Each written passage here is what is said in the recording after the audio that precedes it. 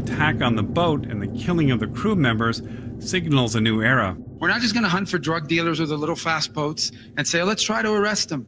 No, the president has said he wants to wage war on these groups because they've been waging war on us for 30 years. So far, the Pentagon has not held a briefing to explain what the new war will look like and how it will be fought. For NPR News, I'm Steve Walsh.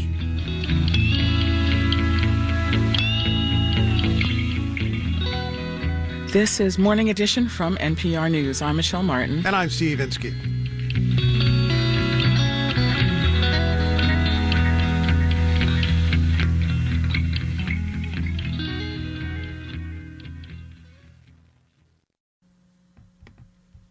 And this is WNYC in New York. Marketplace Morning Report is coming up. And later on Morning Edition, as New York remembers the lives lost as a result of the September 11th attacks 24 years ago today, two young people whose fathers were killed debate whether the 9/11 defendants should get plea deals. We'll have that story and more coming up on Morning Edition in just a few minutes. We have delays right now on the subways E and F. 62 and clear right now, going up to a warm one today, sunshine in 81.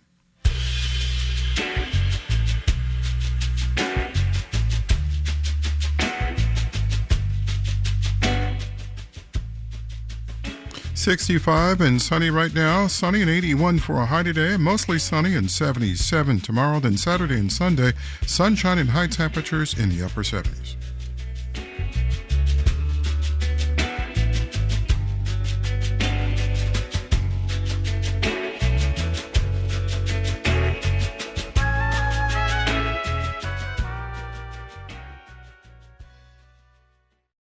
WNYC is supported by Ragtime at Lincoln Center Theater. The sweeping musical by Terrence McNally, Stephen Flaherty, and Lynn Ahrens returns to Broadway in a new production directed by Lear de Bessonet beginning September 26th. 14 weeks only.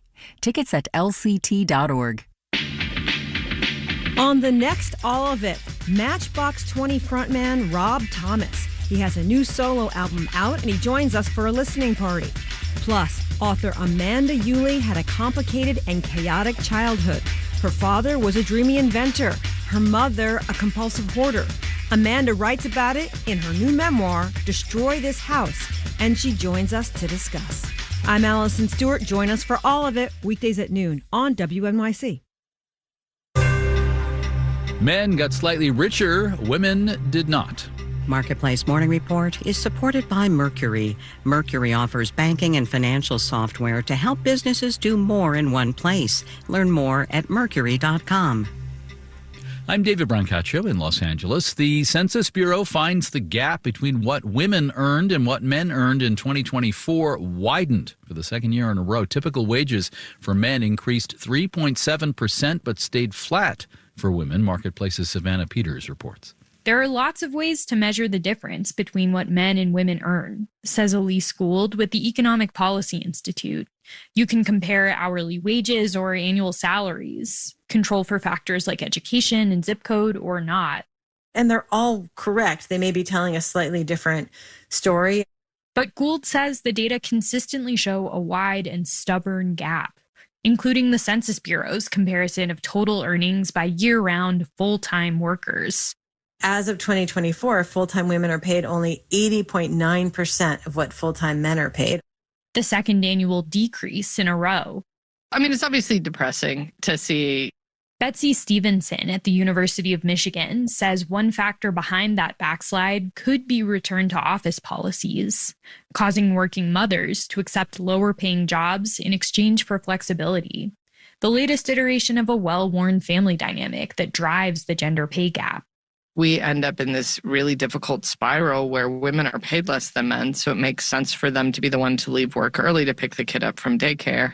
Stevenson says access to affordable childcare and flexible workplace policies for all parents would help narrow the gap. I'm Savannah Peters for Marketplace. Meanwhile, yesterday, the wealth gap between two men stood at zero when stock in the cloud computing and database company Oracle soared yesterday morning. There's a moment where Oracle CEO Larry Ellison was the richest person in the world on paper. For that momentary stretch, poor Tesla CEO Elon Musk had to put up with being number two richest. Both are worth more than $380 billion. Oracle's stock was way up, in part because it's doing a lot of remote computing under contract to run artificial intelligence. An internal watchdog at the Labor Department has launched a probe into how the U.S. Bureau of Labor Statistics collects and reports its closely watched economic data. The BLS routinely revises its calculations, but President Trump recently fired its chief.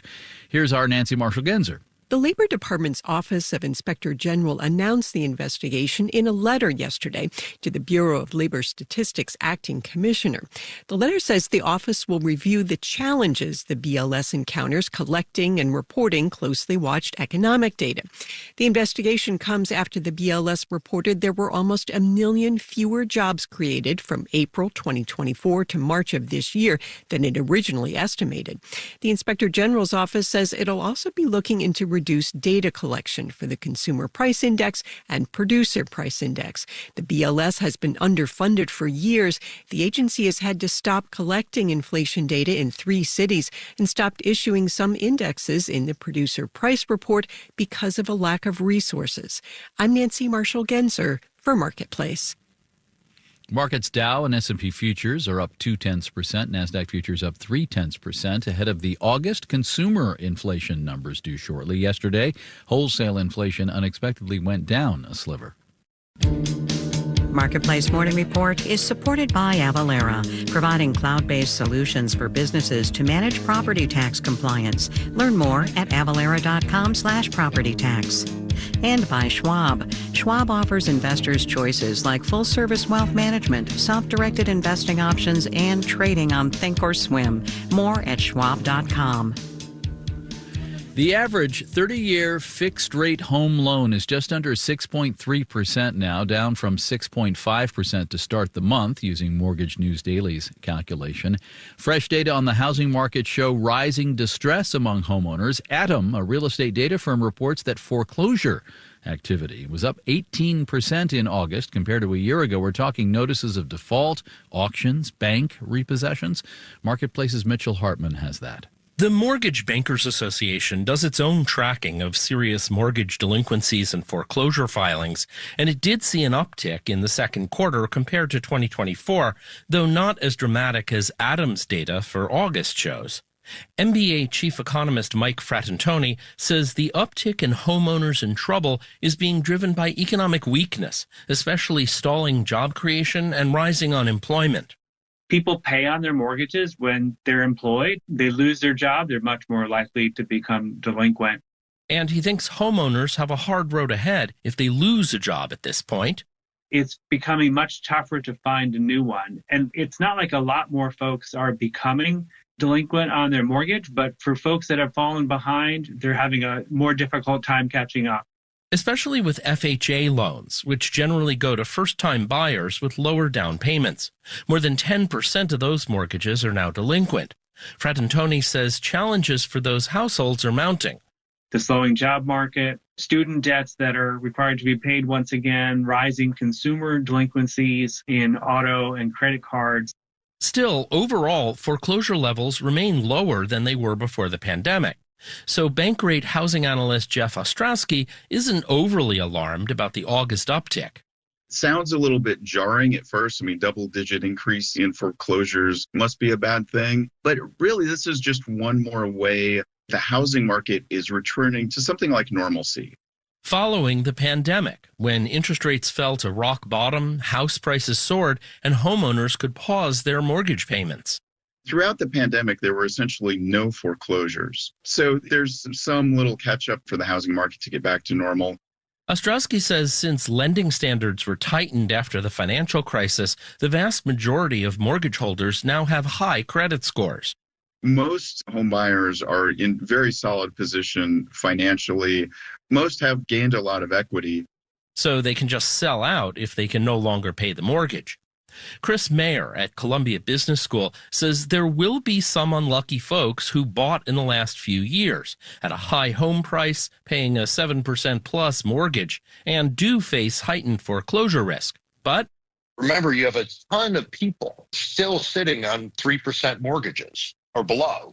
If you look at data on the mortgage payment to income ratio, it's near historic lows. Meaning a lot of homeowners are buffered from being overwhelmed by their mortgage payments, even in an economic downturn. I'm Mitchell Hartman for Marketplace. It's Marketplace Morning Report from APM, American Public Media. WNYC.